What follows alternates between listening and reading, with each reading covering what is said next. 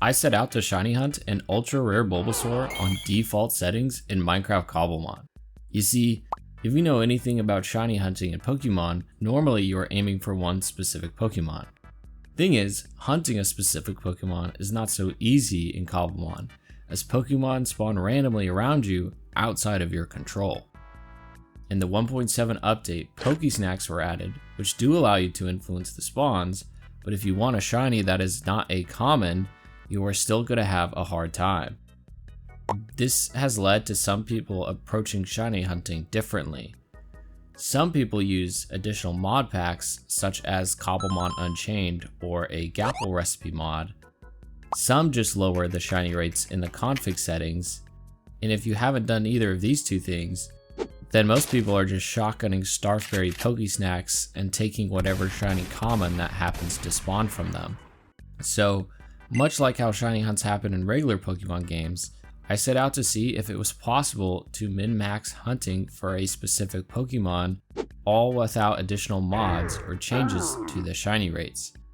I wanted to keep this as vanilla and realistic of the Cobblemon experience as possible, so I'm playing on the official Cobblemon mod pack in a brand new peaceful world, and I will be shiny hunting for a wild ultra rare Bulbasaur. Only this turned out to be way harder than I ever imagined. Oh crap. Oh my god. We got it! We did it! In order to do this though, I first need to create my world and get a base down.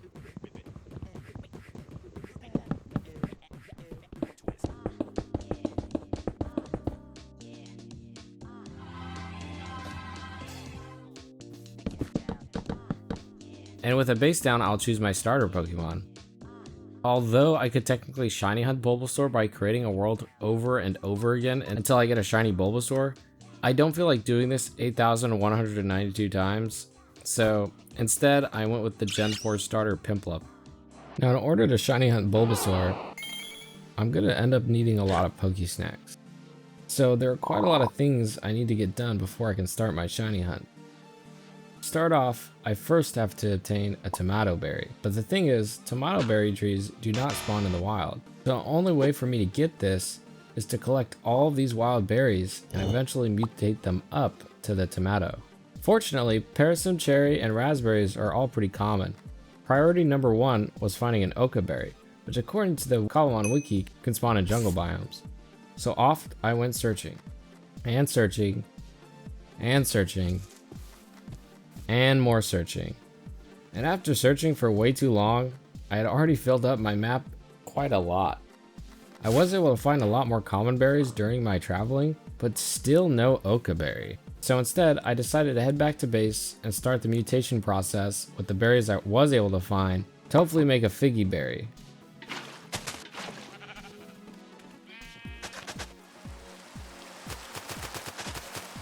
With the first berries planted, it's time for the next objective, a chunk loader.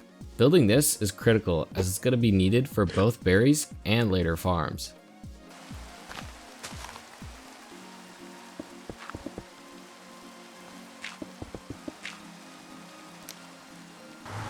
The Nether.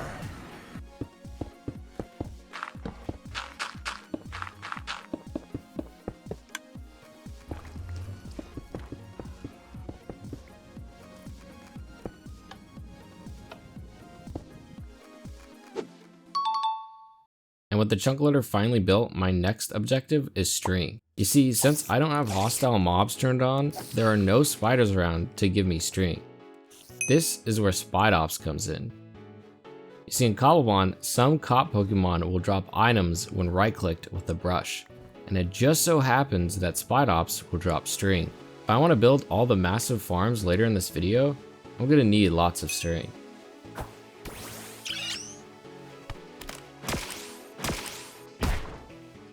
Why are we still here?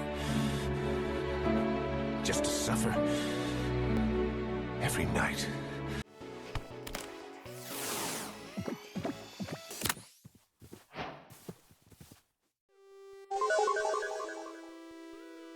In all that time, I was finally able to get my first mutated berry.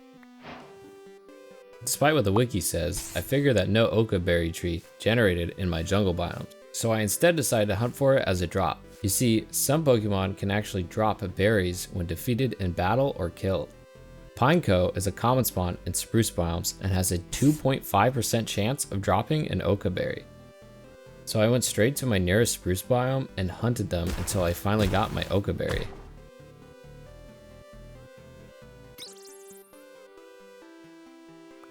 And with that, I'm finally able to get the tomato berry. However, it turns out I don't need this berry to shiny hunt Bulbasaur, because the tomato seasoning isolates speed EVs, not special attack EVs. And since Bulbasaur has a special attack EV yield, I actually need the Hondu berry. Luckily, I already have most of the wild berries needed to mutate up to it, the last wild berry I need being the Shuka berry. And just like the Oka berry, I plan to hunt some Pokemon for it as well.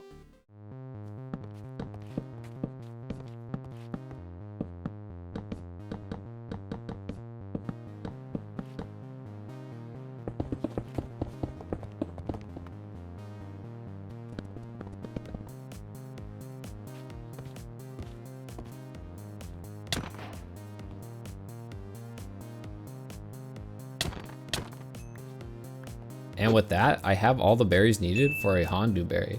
Now at this point, I have 1 out of 3 seasoning slots filled, and you're probably wondering what other seasonings I will use in order to maximize my chances at a shiny Bulbasaur. Well, to know that, let's first calculate the rough odds of finding a shiny Bulbasaur in the wild. Since it only spawns in the jungle biome as an ultra rare, we can just multiply the spawn chance by our shiny rate, which gives us a 1 out of 49 million chance for a shiny Bulbasaur to spawn in the wild. This is absolutely crazy. So instead, let's look at the PokeSnack odds with a 1 block tall platform. A Hondu berry is pretty much guaranteed due to how good EV filtering is, which leaves 2 seasoning slots left. Well, it comes as no surprise that enchanted golden apples would be the best option, as they boost both the spawn bucket and shiny odds by quite a lot. If I were using this seasoning combination, the odds for a shiny Bulbasaur or Ivysaur to spawn would be about 1 out of 2,544 chance. And with 9 bites per PokeSnack, it would take about 283 PokeSnacks, or about 564 enchanted golden apples on average. But since I'm playing on the official Cobblemon mod pack, I have no way to craft enchanted golden apples, so this seasoning combo is pretty much off the table for me. The next best combination is instead a regular golden apple with a starf berry. The rarity bucket boost from the regular golden apple and the shiny boost from the starf berry give me about 1 out of 58,520 odds for either a shiny Bulbasaur or Ivysaur to spawn. That means I would need about 102 stacks of golden apples or 812 stacks of golden ingots. But since I'm playing without hostile mobs, there's no way for me to make a gold farm to obtain all the gold I would need. So I decided to go with the third best option, 2 starf berries. This combo gives me a 1 out of 81,929 odds for either a shiny Bulbasaur or Ivysaur to spawn, which means I would need about 142 stacks of Hondu berries and around 284 stacks of starf berries. So a starf berry is definitely on my to-do list. But at this point, I'm tired of using basic tools, so to speed things up, there are 2 farms that I need to make.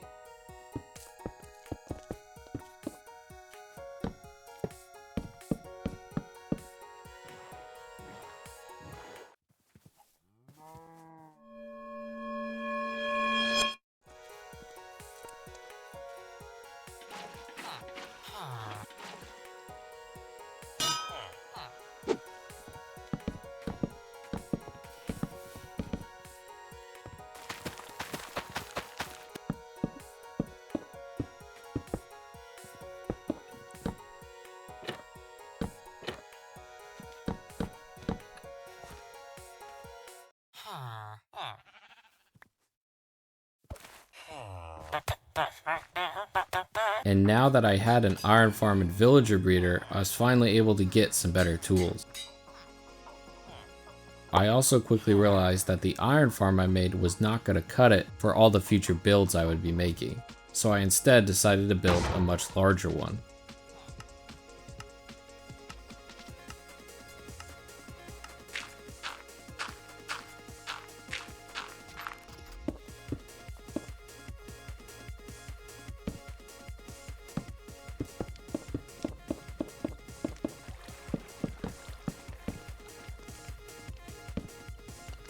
And with it mostly built, I kidnapped some more villagers and moved them to my farm until it was finally full.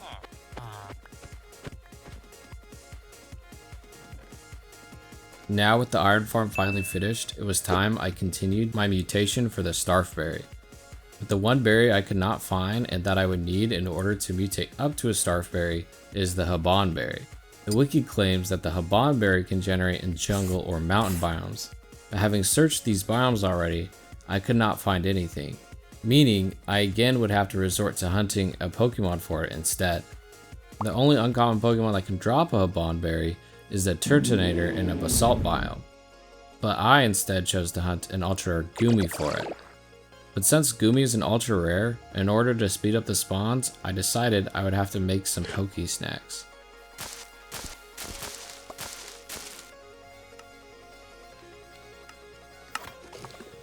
Yeah, boy. And finally, having made some PokeSnacks, I headed over to the closest snowy plains biome to build a Goomy farming machine.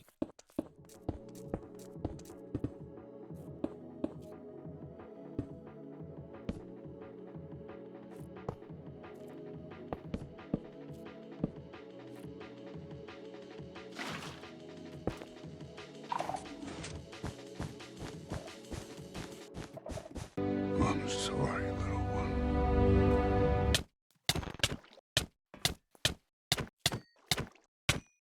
And after going through lots of Goomies, I finally got the Habanberry, which means after some mutation, I finally have the Starfberry.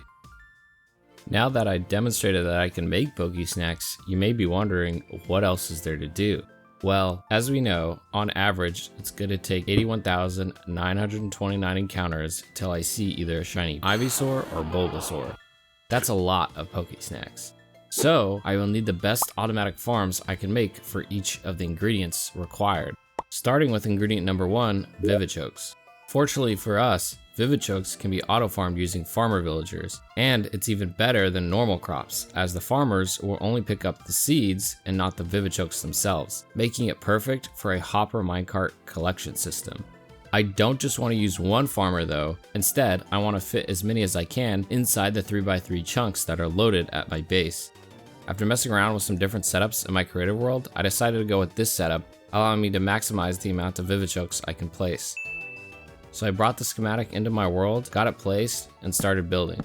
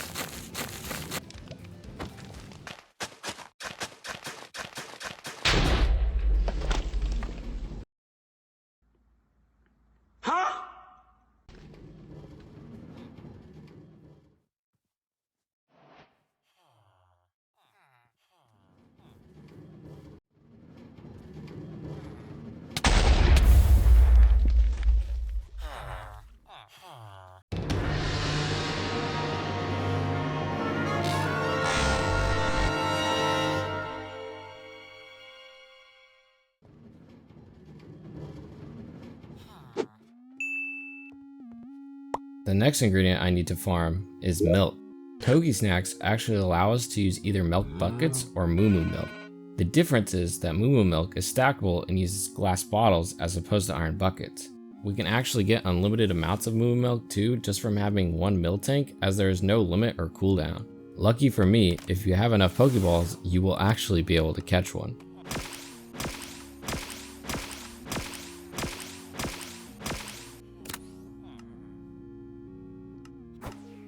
And with that, we have a fast and unlimited resource of milk. Hey, yo! Moving on, the next large scale farm to make is for our seasonings. We need on average 284 stacks of Starfberries and half of that in Hondu berries. Berry trees are pretty easy to auto farm, only requiring observers, dispensers, and shears. Thing is though, I need a lot of string in order to make all the dispensers. Thus, I will need a lot of brushes in order to get the string from Tarantula, unless we can use the mending unbreaking 3 brushes instead, which I discovered is actually possible in a pretty renewable way as long as you have a trading farm. With this setup, I can just use the brush on my Tarantula and then fully replenish the brush with 7 iron trades. Then it's just rinse and repeat until I have all the string I need. So the string resource issue is solved. Now that I can make all the blocks I need, I quickly went to work building the berry farm.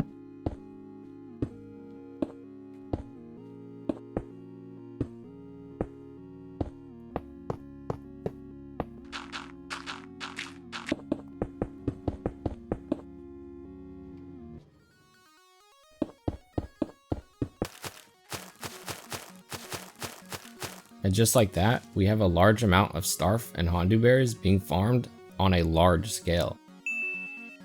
Now there are only 2 ingredients left to automate, but at this point I'm pretty tired of running around on foot, and with this large berry farm built, I can also automate the mutation process for other berries I may need. So with this, I decided to finally get a rideable Pokemon, which is going to be Garchomp. If you don't know, Garchomp is one of the best mounts as it's rideable in all the different types of terrain. The only issue is that it's an ultra rare spawn, so I've not seen one in the wild thus far. But with this berry farm finally built, I can quickly get some Kelpsy berries, which will allow me to hunt Gibble by adjusting my Goomy farm.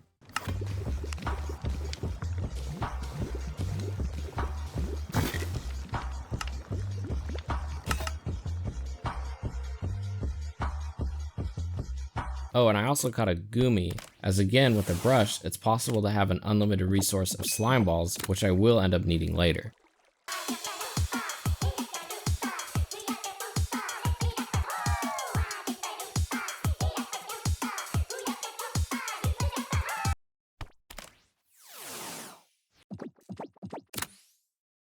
Once I caught a Gibble, I headed back to my base and battled some wild Pokemon around until the Gibble was able to evolve into a Garchomp.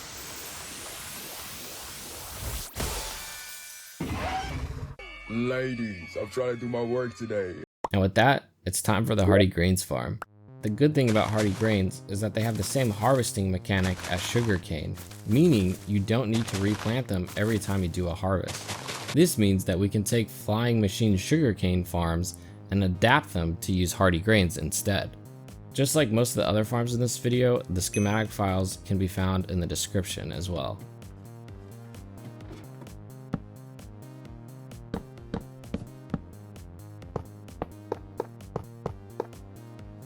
Bam!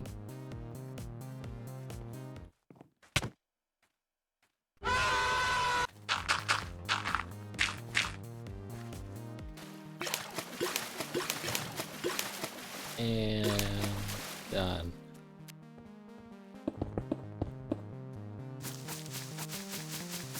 And bam.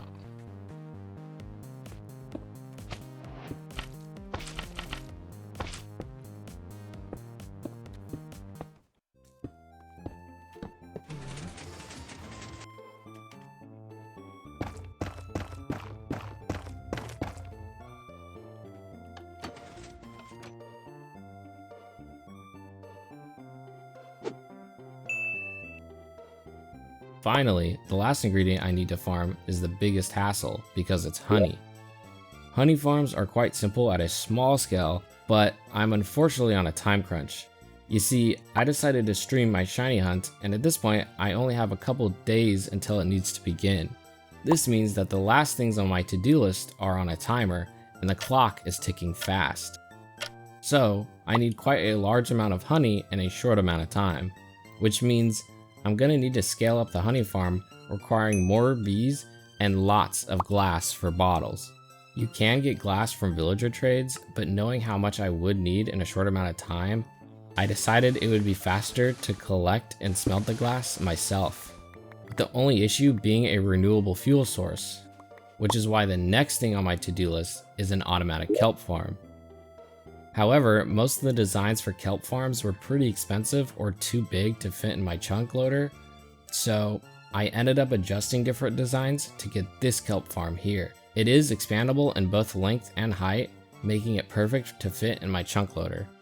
So I brought the schematic into my world and again got to work building it.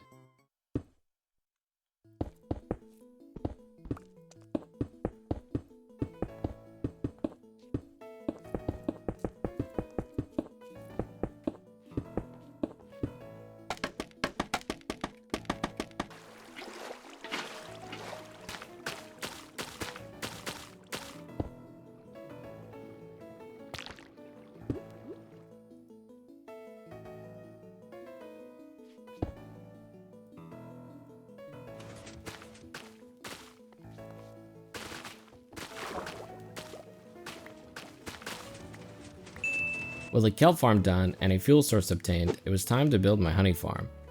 This farm is different from my other farms though. You see, the chunk loader has not just been loading the 3x3 chunks in the overworld this whole time, it has also been loading the 3x3 chunks in the nether as well. And since Minecraft bees will work 24/7 in the nether, I decided to build my honey farm there.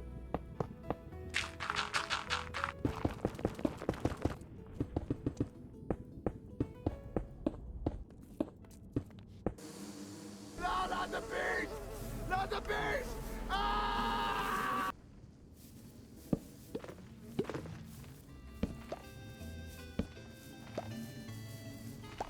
With the honey farm finally up and running, I have just enough time left to build one of the most important builds, the PokeSnack AutoCrafter. This machine is essential to producing all the PokeSnacks I'm going to need in order to get a shiny Bulbasaur. The design comes from Captain Spectacle's video and screenshot here describing how to use it and build it, so I recommend checking it out.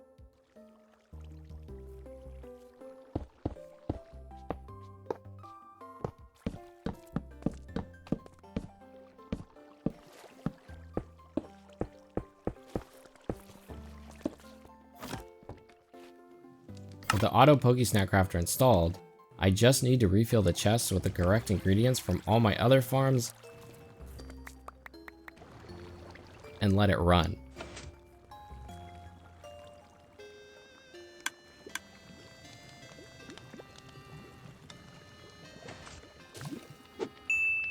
Finally, I can move on to the last machine I will need in order to hunt a shiny Bulbasaur, and that is the actual shiny hunting machine.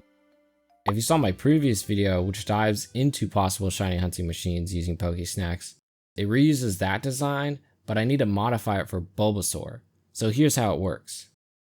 First off, we need to min-max filtering Pokemon, as we will need to filter through about 81,929 before we even see a shiny Bulbasaur.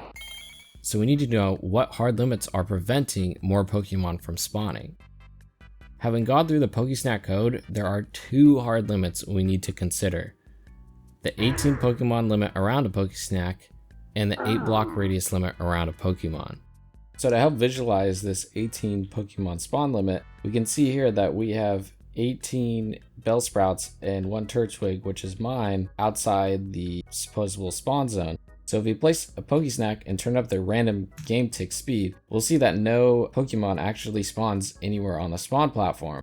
And this is because there's 18 Pokemon taking up the spawn cap. But if we remove one of these Pokemon, such as my Turtwig, we'll see that an Oddish is successfully able to spawn. But once that Oddish has spawned, no more Pokemon will still spawn until we get rid of it. And as you can see, a Butterfree has spawned. So that is the 18 Pokemon spawn limit. So for the Pokemon 8 block spawn radius, what that means is for each one of these positions, there's a Pokemon on it, and that Pokemon has a sphere which represents the 8 block spawn radius. What the spawn radius means is that no other Pokemon can spawn within 8 blocks of it. So for this sphere, if we remove our Turtwig, a Pokemon will then spawn on it because it has a functional spawn platform. Or the same thing can also be achieved if we build a new spawn platform which is outside the 8 block radius. So based on the 8 block radius limit and the 18 PokeSnack limit, we can have a max of 18 spawn platforms, which you can see here, with each spawn platform being 8 blocks apart from each other. Since we're going to use 18 spawn platforms, that means we'll need 5 PokeSnack towers between each of them.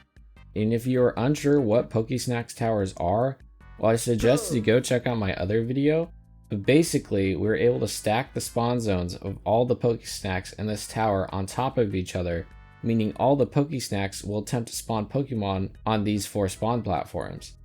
The reason we do this is to increase the spawn rates, which is critical if we want to filter through over 80,000 Pokemon. And once we have that, now we just need an effective way to filter out all the non-Bulbasaurs that end up spawning. After some tinkering around, the most consistent and simple way seems to use 1 Skulk Sensor, 1 Sticky Piston, 1 large Amethyst Crystal, and 1 Lava Source. You see, the Pokemon will spawn in the flowing lava, and as soon as they do, the Skulk Sensor hears that and sends out a redstone signal. That redstone signal activates this Sticky Piston, which then attempts to push the Pokemon into/under the large Amethyst Crystal. Bulbasaurs happen to have the smallest hitbox in the spawn pool, and thus will be the only ones to fit under the large Amethyst Crystal, while the rest of the Pokemon that spawn will continue to take damage in the lava until they die. And once a Bulbasaur does go under, it will fall into water, stopping it from burning while also ending up in a boat to prevent it from despawning. The plan is for me to then go around and simply get rid of the non-shiny Bulbasaurs until I get a shiny. Now that I've gone through the design though, there are some issues with it. Issue number 1, Ivysaurs are too big, which means I'll have to pass on all the Ivysaurs that spawn and only be able to go for Bulbasaur. Theoretically, there could be some emergency lever to pick up the lava and place water to save a shiny in that case, but I am on a time crunch and I want to keep the design pretty straightforward for this. This also means that the odds are changed from 1 out of 81,929 to about 1 out of 131,148. Having weighed all my options though, I still think this is the best option I have. Issue number 2, level 1 Bulbasaurs that spawn can sometimes burn to death before reaching the water below. But I don't foresee this happening a lot. I'm just gonna go for it. I also build as minimal of walkways as possible in order to limit wild Pokemon from spawning. Since we have to hunt Bulbasaur in jungle biomes, Pokex can spawn on non-natural blocks, so I will just use a bow to handle them if they do spawn. And that is the shiny hunting machine.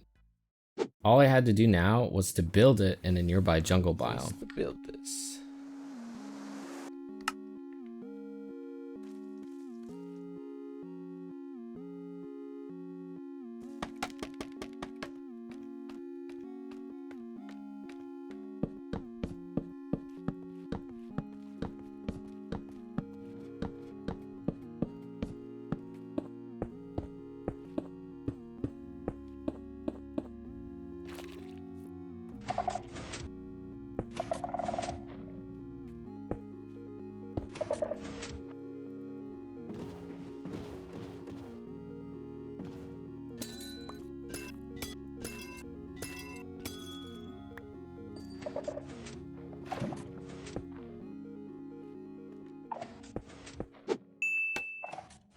And after finally finishing the shiny hunting machine, I've been keeping the PokeSnack maker running this whole time and had accumulated over 10 chests full of PokeSnacks to start. So the last thing I needed to do was move the PokeSnacks over to the farm and waited to start the shiny hunting process.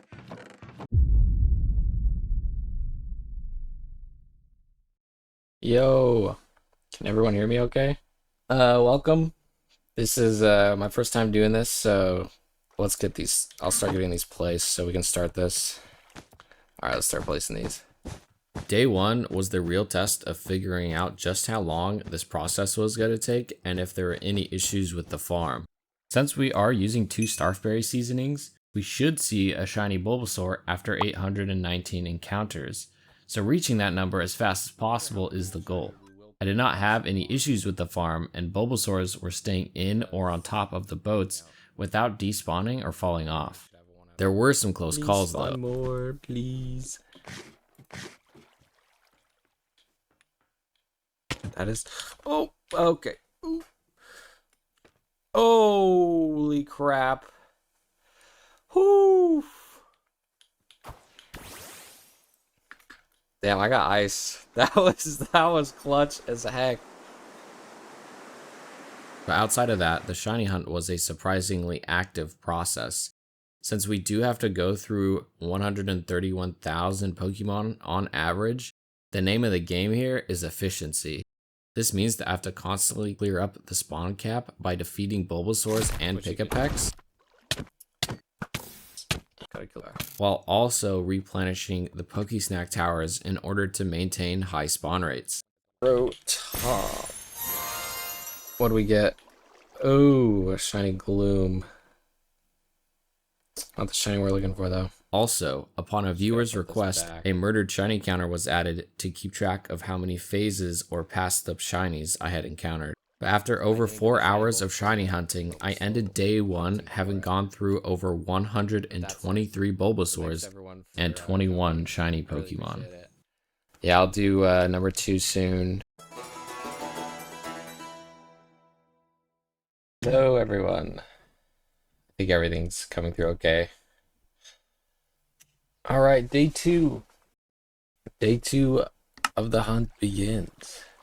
So, off stream, I did a bit more grinding and I made a second tower. In my first stream, I only built 4 PokeSnack towers or 16 spawn platforms. However, since the spawn cap for Pokemon is 18, I built an additional tower with 4 platforms to hopefully speed up the shiny hunt.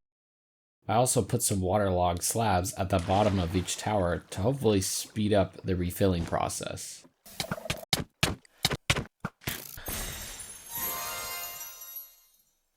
Another shiny Oddish.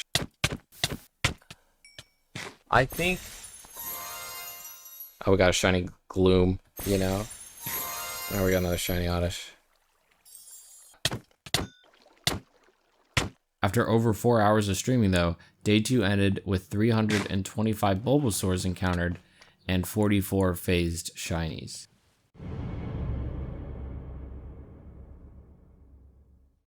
Hey, I'm back.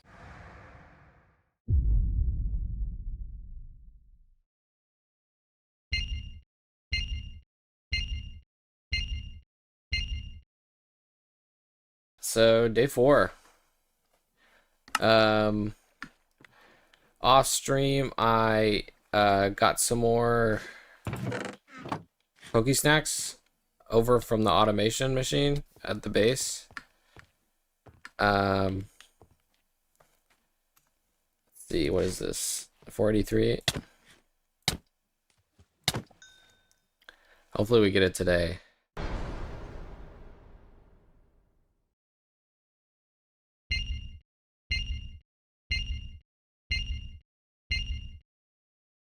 Yo, hey, we're back, day 5. It will probably be today. Statistically, we're gonna get to 820 today. I think so.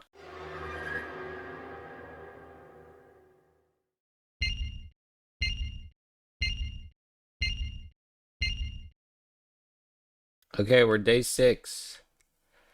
I did not think we would get to day 6, but we're so due.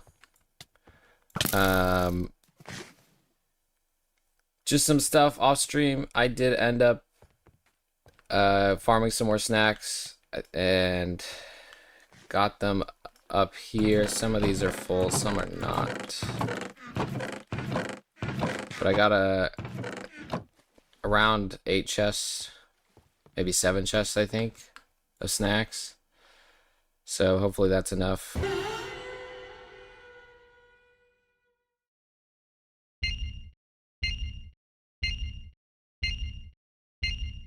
Yo. We did it. Day 7. We're due today. Today's the day. So hopefully we get it.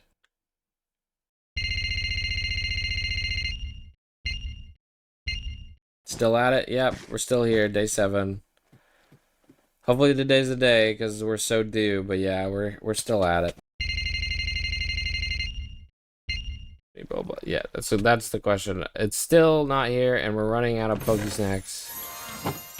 What is that? It's a Butterfree.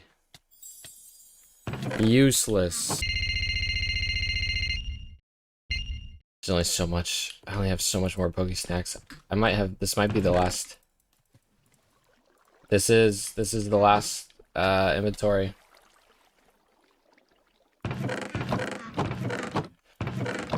Let's just double check. Yeah. All right. How long are we in? 2:30. It's gonna be a shorter one today. Oh man, there might be a day 8. It's looking like there's gonna be a day 8.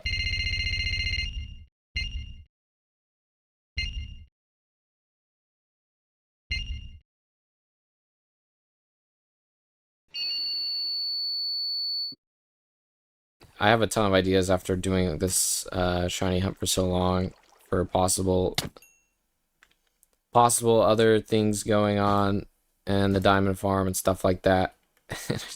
I just want to be done with this. I just want the shiny Bulbasaur.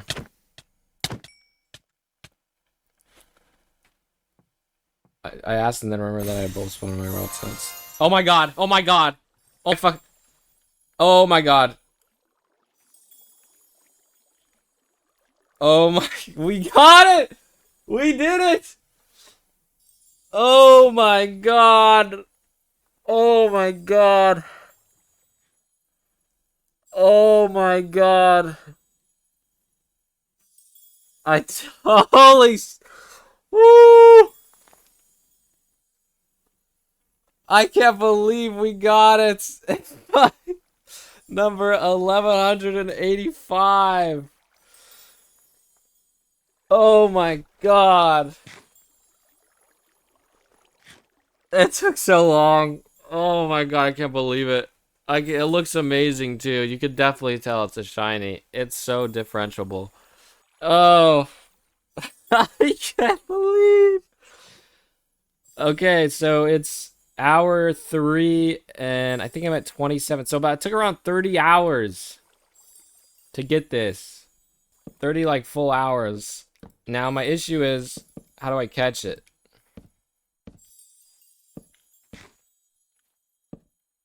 Just don't despawn. Just please don't despawn for whatever reason.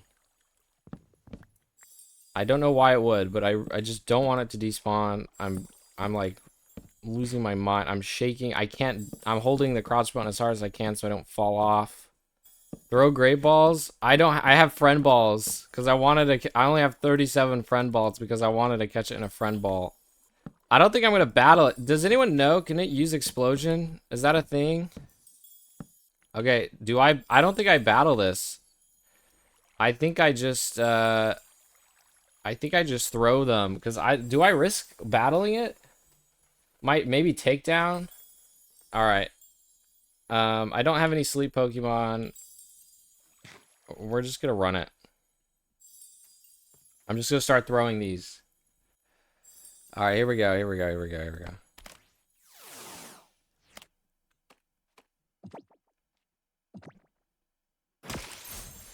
Okay, it got back in the boat. Scoliosis spawned down the way. So, and I think the platform is just wide enough. Thank God I made it a little bit wider.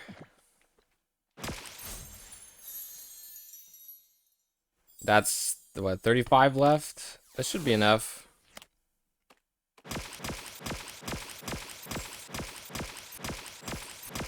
Oh. Start with 37. We're going through them.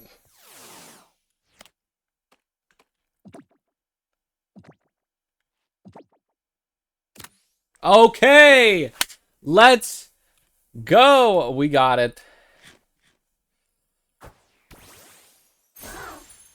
Oh, yeah. Oh, yeah. Let's see, what do I got? We'll name them the name that was discussed many days ago. Onion. Oh, yeah. See what IVs we got. It's not too bad. The IVs aren't so bad. I don't really care about the IVs because I'm in single player, but we got the friendship boost. Yeah, I'm very happy. It did have takedown. So it would have, if I battled it, there was a chance that it would have taken recoil. Which is crazy. So it's honestly a good thing that I didn't battle it. Wow, look at that. That's so cool. It looks really cool. The golden, like, wow, that's awesome. I can't believe we got it. Thank God. Day 7, we're 30 hours in and we got it. Holy. So, after nearly 30 hours of hunting for it, I finally got the shiny Bulbasaur.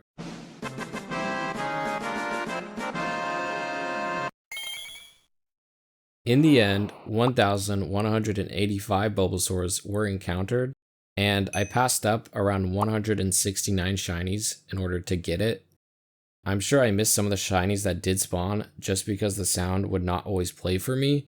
However, if you are curious, there were lots of Oddirshes, Glooms, Butterfrees, and I can only recall seeing a couple shiny Scoliosuses, which is the uncommon spawn. I did not end up seeing any shiny Ivysaurs either during the hunt, which was a possibility. Had I did, I think it would have been a pretty big morale killer. If we ignore the 2 missing spawn platforms from day 1, we can get an estimate of this farm's rates, which happens to be about 40 Bulbasaurs per hour. Since Bulbasaurs should spawn 0.63% of the time, and we had 1,185 encounters, we can estimate the total amount of Pokemon that were filtered through the whole shiny hunt. Doing the math, I estimate that about 183,000 Pokemon had to die in order for me to get the shiny Bulbasaur.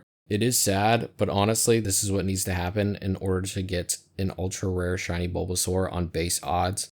Dividing that number by 9, it took about 20,367 PokeSnacks, which gives the number for each of the ingredients it took here.